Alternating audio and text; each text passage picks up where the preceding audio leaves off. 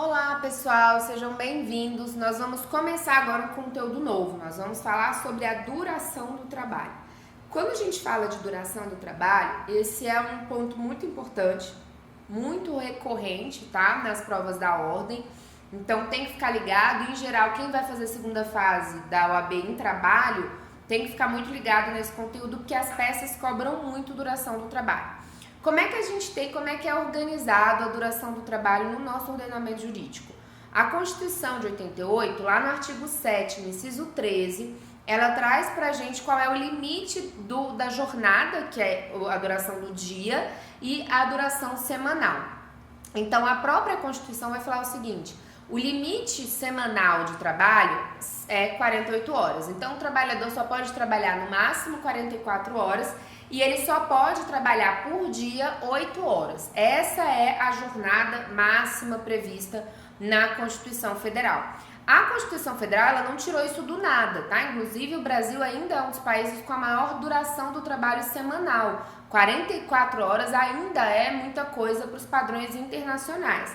Mas qual é a ideia e por que você tem um controle da duração do trabalho?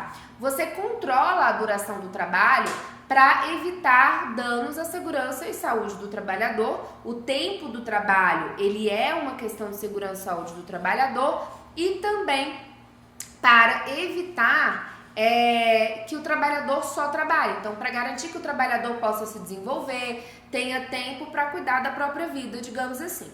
Então, você tem a duração normal do trabalho, que tem essa limitação, 8 horas diárias e 44 semanais, e o que extrapolar, ou seja, o trabalhador que prestar serviço além dessa jornada, em regra, vai ter que receber o adicional de hora extra, que é um adicional de 50% sobre a hora normal. Então, essa é a regra geral. Além dessa previsão, a gente tem dentro da CLT os intervalos. Então, a gente vai ver que nós temos intervalo intra-jornada, que é o intervalo dentro da jornada para alimentação e repouso, o intervalo interjornada, que é o intervalo que tem que ter entre o fim de uma jornada e o início da outra. Então, por exemplo, se hoje eu trabalhei até meia-noite, amanhã, no dia seguinte, eu não posso voltar a trabalhar antes de 11 da manhã, porque eu preciso de 11 horas entre uma jornada e outra. 11 horas, por que 11 horas, por exemplo? Para eu garantir que o trabalhador consiga chegar em casa, comer, dormir, tomar banho e voltar para o trabalho. Então, a ideia é que você consiga manter uma noite de sono ali de 8 horas, por exemplo, tá? E sempre lembrando que o ordenamento ele é montado, ele é organizado para tentar impedir jornadas muito extensas. Então, a ideia aqui é tentar impedir que o empregado ele trabalhe mais de 8 horas por dia, porque isso aumenta, de fato, o número de doenças cardiovasculares, doenças relacionadas ao estresse, por exemplo. Então, a gente tem essa regulamentação dentro da Constituição. Beleza? Vem aqui para a tela comigo para a gente ver como que a CLT organizou esse ponto, tá? Olha só aí, vamos lá. Aqui a gente está organizando duração do trabalho, a gente está separando, tá? Em jornada de trabalho, que é a diária, tempo à disposição, regime de tempo parcial, turnos ininterruptos e trabalho noturno, trabalho extraordinário, 12 por 36, intervalo intra-jornada e o repouso semanal remunerado. Então, a gente está dividindo aí nesses 8 pontos, tá? Pra gente entender a duração do trabalho. Quando a gente fala de duração do trabalho, a gente tem a jornada, tá? Que é, sempre que vocês ouvirem a palavra jornada, ela é a duração diária do trabalho, tá? Duração diária, ok? A gente tem o tempo efetivamente trabalhado, tempo de deslocamento e tempo de descanso, ok? Então, a gente vai ver cada um desses pontos aqui a partir de agora. Olha só o que diz aí a Constituição Federal. Como eu disse para vocês, a Constituição, lá no artigo 7º, artigo que eu já pedi para vocês lerem, tá? Artigo 7º, vocês têm que conhecer todos os incisos desse artigo. Vamos começar aí pelo inciso 13. Olha só o que diz o inciso 13. Então, o caput diz assim: são direitos dos trabalhadores, né, dentre outros que visam aí a melhoria das suas condições, Duração do trabalho normal, perceba que a própria CLT utiliza a palavra normal, não superior a 8 horas diárias e 44 horas semanais. Facultada a compensação de horários e a redução da jornada mediante acordo ou convenção coletiva de trabalho. Essa compensação de horários aqui, o que é isso? É você organizar um sistema que a gente chama de banco de horas para que o excesso de trabalho num dia, então, por exemplo, se hoje eu trabalhei 10 horas seguidas, as minhas 2 horas que eu extrapolei a oitava, eu posso compensar amanhã, por exemplo. Então, ao invés de trabalhar amanhã 8 horas, eu trabalharia 6. A gente tem essa possibilidade de banco de horas e compensação de jornada, contanto que a gente siga os critérios previstos na CLT, lá no artigo 59, que a gente já vai ver, tá? Então, aqui eu tenho banco de horas e compensação de jornada. Ok? Inciso 14. Jornada de 6 horas para o trabalho realizado em turnos ininterruptos de revezamento, salvo negociação coletiva, tá? Aqui, com os turnos ininterruptos de revezamento, você vai anotar o seguinte: é o trabalho exercido em diversos turnos. Como assim? Pessoal, em geral, a gente tem o trabalho em turnos ininterruptos de revezamento quando, por exemplo, o trabalhador trabalha um dia de manhã, outro dia à tarde, outro dia à noite. Ele não trabalha sempre no mesmo horário. Então, acaba que esse trabalhador, ele não tem uma rotina, o relógio biológico dele fica complicado, ele não almoça todo dia no mesmo horário, ele não dorme todo dia no mesmo horário. Então, acaba que ele tem prejuízo à sua saúde por causa do sistema de turnos ininterruptos de revezamento. O que a Constituição fala? Que, nesse caso, o trabalhador só vai poder trabalhar 6 horas. Só que ele diz que a convenção coletiva ou o acordo coletivo de trabalho podem aumentar para 8 horas, tá? Então, em regra, ele trabalha só 6. Só que se a negociação coletiva disser que ele pode trabalhar até 8 no turno ininterrupto, isso não vai gerar hora extra para ele. Você tem uma autorização em negociação coletiva para o trabalho até 8 horas. Então, essa jornada de 6 pode ser aumentada por meio de negociação coletiva, não pode esquecer disso. Essa alteração ela não é ilegal. Se a convenção coletiva autorizar esse trabalho de 6 para 8 horas, alterar essa modificação, esse trabalhador ele não vai ter direito nem à 7ª nem à 8ª hora extra. Beleza? Volta aqui comigo. Repouso semanal é outro direito aí do trabalhador, preferencialmente aos domingos, tá? O que eu quero que vocês percebam? Aqui não é obrigatoriamente, é preferencialmente. A gente vai ver isso aqui, vai falar mais sobre isso quando a gente for falar de repouso semanal remunerado. E também lá no inciso 16, a previsão de que o trabalhador tem direito à remuneração do serviço extraordinário superior no mínimo em 50% à do normal. Isso aí é o famoso adicional de hora extra. Então, por exemplo, se a hora normal ela vale R$10, a hora extra ela tem necessariamente que valer R$15, 50% a mais, tá? Essa é a previsão que importa pra gente da Constituição. Aí olha só o que diz o artigo 58 da CLT, que é o artigo que inaugura, tá, a regulamentação da jornada de trabalho. Olha o que diz aí o artigo 58. A duração normal do trabalho para os empregados em qualquer atividade privada não excederá 8 horas diárias, desde que não seja fixado expressamente outro limite. não serão descontadas, presta atenção nesse parágrafo primeiro, porque eu não sei porque eu acho ele tão bobinho, mas as provas gostam muito dele, então a gente tem que conhecer, tá? Não serão descontadas nem computadas como jornada extraordinária as variações de horário no registro de ponto não excedentes de 5 minutos, observado o limite máximo de 10 minutos diários. O que ele está falando? Ele está dizendo o seguinte: vamos supor, aqui no nosso exemplo, que o trabalhador entre 8 horas, aí ele tem 2 horas de intervalo aqui, ó, 12 horas ele para almoçar, volta 14 horas, trabalha até 18 horas, tá? Nesse nosso exemplo aqui, esse trabalhador, ele tá trabalhando 8 horas, 4 horas de manhã, 4 horas na parte da tarde, 8 horas sem fazer hora extra.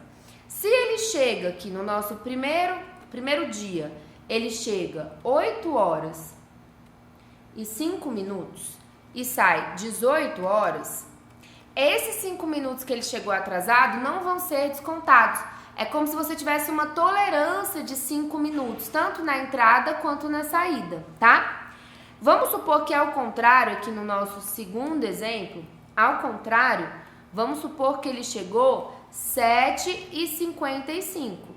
Ele chegou 5 minutos antes, ele também não vai receber hora extra por conta disso, tá? Essa é a ideia. O que ele tá falando aqui? Ele tá falando o seguinte: eu posso ter uma situação que eu chego 8h05, cheguei 5 minutos atrasado e saí às 17h55. 5 minutos aqui atrasado ou adiantado, não interessa, eu não vou descontar, tá? E esses 5 minutos que ele tá saindo mais cedo, eu também não vou descontar, porque no total deu 10 minutos a menos na jornada. Observando esse limite diário de 10 minutos e observando 5 na entrada e 5 na saída, não tem nem desconto nem hora extra. Nesse exemplo que eu falei aqui para vocês, seria um desconto. Mas vamos aqui para um quarto exemplo, por exemplo.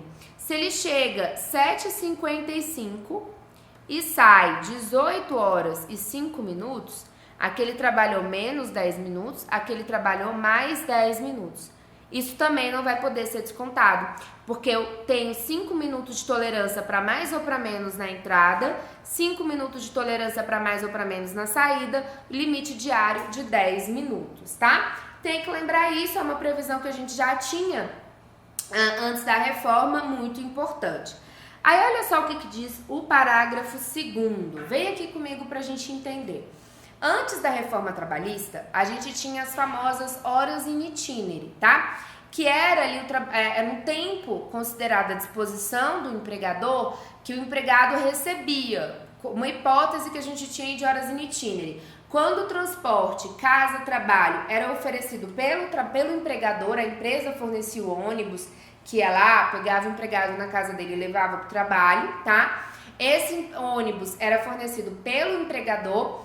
E o local da empresa, ele era de difícil acesso ou não tinha transporte público para chegar até a empresa.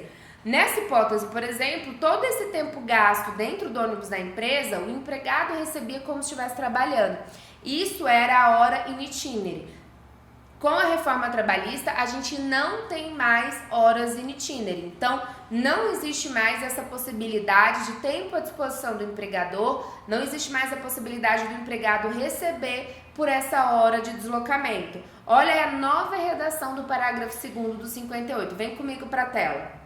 O tempo despendido pelo empregado, desde a sua residência até a efetiva ocupação do posto de trabalho e para o seu retorno, caminhando ou por qualquer meio de transporte, inclusive o fornecido pelo empregador, não será computado na jornada de trabalho por não ser tempo à disposição do empregador. Então, a gente tem aí uma previsão clara de um tempo que não vai ser considerado tempo à disposição do empregador. Beleza? Continuando aqui, o 59, esse artigo, ele é mais que importante, ele é fundamental para você entender a nova sistemática tá? De banco de horas e de compensação de jornada. Então, esse artigo 59, ele tá caindo em prova. Eu quero que você marque aí um coraçãozinho, mais uma vez, para você entender como é que é construído esse artigo 59. Olha só o que a CLT fala no artigo 59. Ela fala assim: a duração diária do trabalho poderá ser acrescida de horas extras em número não excedente de 2 horas por acordo individual, convenção coletiva ou acordo coletivo de trabalho. Então, ele já está dizendo pra gente o seguinte: você pode fazer até 2 horas extras por dia, contanto que o empregador também concorde, tá? Essa é a ideia, 2 horas extras no máximo, tá? Aí ele vai falar que a hora extra ela tem que ser paga 50%, com esse adicional de 50%, então a hora extra ela é 50% maior do que a hora normal. Aí os parágrafos 2º a 5º falam da compensação de jornada. É aqui que eu quero a sua atenção máxima, tá? Vem comigo, vamos ler o parágrafo 2º agora. Poderá ser dispensado o acréscimo de salário. Esse acréscimo de salário que ele está falando nada mais é do que o adicional de hora extra. Tá? Então, você pode dispensar o adicional de hora extra se por força de acordo ou convenção coletiva de trabalho. Então, aqui a gente tem um requisito: previsão em acordo ou convenção, o excesso de horas de um dia for compensado, pela correspondente diminuição em outro dia, de maneira que não exceda, no período máximo de 1 ano, a soma das jornadas semanais de trabalho previstas, nem seja ultrapassado o limite máximo de 10 horas diárias. Pessoal, o que ele está falando? O que é? Esse é o famoso banco de horas anual. Olha o que é o banco de horas anual. É o seguinte, pessoal, vamos supor, eu tenho aqui um dia, uma determinada segunda, eu trabalhei, vamos pegar aqui, né, para não passar do limite. Vamos supor que numa segunda eu trabalhei 10 horas. A minha jornada é 8, então eu tenho 2 horas positivas. Eu trabalhei 2 horas a mais, tenho 2 horas extras. Terça-feira, ao invés de trabalhar 8, eu trabalhei 6 horas. Então, eu trabalhei menos 2 horas. O que é o banco de horas? Compensar essa hora extra aqui com essas 2 horas a menos que eu trabalhei. O que ele está falando? Se eu compensar no dia seguinte, hora com hora, eu não preciso receber essas 2 horas como se extras fossem. Então, o banco de horas é um mecanismo também para o empregador, para que o trabalhador faça hora extra e não receba o adicional. Porque aí, nesse caso, ele pode, ao invés de pagar aqui 2 horas a mais, dar a folga correspondente a 2 horas, é hora com hora, tá? Nessa compensação. Qual é a ideia do banco de horas anual? Você cria um ciclo de 1 ano, então vamos supor que janeiro de 2009 a janeiro de 2020, você pega esse período e dentro desse período você tem como compensar todas as horas. A ideia é que seu banco aqui no final, ele saia zerado. Se não chegar no final desse ciclo, ao invés dele estar zerado, por exemplo, você tem 5 horas positivas, você recebe 5 horas extras com o adicional, porque você não conseguiu compensar. Se seu saldo está negativo, tá? Você tem o desconto no salário, você trabalhou 5 horas a menos. Essa é a ideia. Então, esse parágrafo 2º traz o banco de horas anual, que é o banco de horas clássico. Aí, olha o que diz o parágrafo 3º. Na hipótese de rescisão do contrato de trabalho, sem que tenha havido a compensação integral da jornada extraordinária, na forma do parágrafo 2º, os dois são banco de horas, tá? O trabalhador terá direito ao pagamento das horas extras não compensadas, calculadas sobre o valor da remuneração na data da rescisão. Vamos supor que aqui, ó, em setembro de 2019, o empregador dispense o empregado. Só que quando dispensou, não acabou o ciclo do banco de horas. Ele estava devendo 10 horas. O que vai acontecer? O empregado recebe essas 10 horas como se extras fossem. Beleza? Aqui no parágrafo 5º, a gente tem o banco de horas, que a gente chama de semestral. Banco de horas semestral, tá? Qual é a ideia do banco de horas semestral? Olha só o que diz o parágrafo 5º. O banco de horas de que trata o parágrafo 2º, que é o banco de horas anual, poderá ser pactuado por acordo individual, escrito, desde que a compensação ocorra num período máximo de 6 meses. Então, aqui eu tenho um banco de horas semestral que basta o acordo individual. E o parágrafo 6º, que vai falar que é lícito o regime de compensação de jornada estabelecido por acordo individual, tácito ou escrito, para compensação no mesmo mês. Aqui, ó, essa situação do parágrafo 6º, a gente chama de compensação de jornada mensal. Beleza? Fiz aí pra vocês, ó, um esqueminha, banco de horas anual. Banco de horas anual é o que tá no parágrafo 2º. Banco de horas semestral é o que tá no parágrafo 5º. Compensação mensal de jornada é o que tá no parágrafo 6º. Todos no artigo 59 da CLT, tá? Tem que lembrar. Então, a gente viu aqui nessa tabelinha, eu coloquei para vocês os requisitos de cada uma das espécies do banco de horas. Dá uma olhada no artigo 58 e 59, artigos importantíssimos. E aí a gente volta no próximo bloco para continuar falando sobre duração do trabalho, tá? Tem muita coisa pra gente falar ainda, um tema muito importante para sua prova da ordem. Até o próximo bloco.